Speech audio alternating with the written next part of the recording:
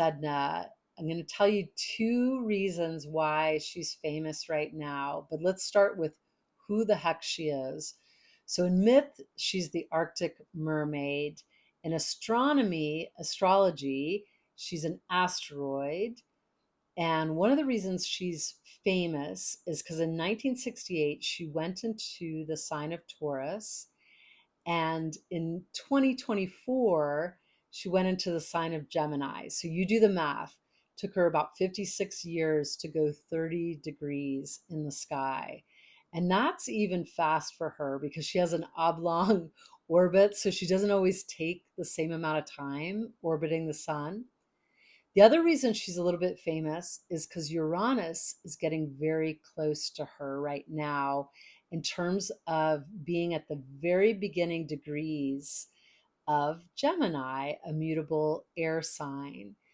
So in myth, Uranus is the deity, the god for the sky and the heavens.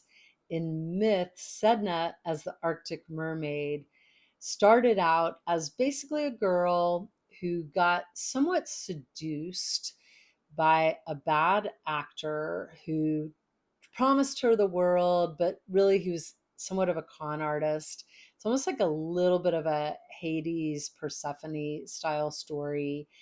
And her father rescued her, but then they got caught in a storm, and her father wanted to save himself. And in desperation, he actually cast his daughter off of the boat. She had fortitude, clung on to the rail of the boat. Her fingers, however, got frostbitten and essentially withered away, didn't work anymore, but magically became walrus, dolphins, whales, and other such amazing sea creatures.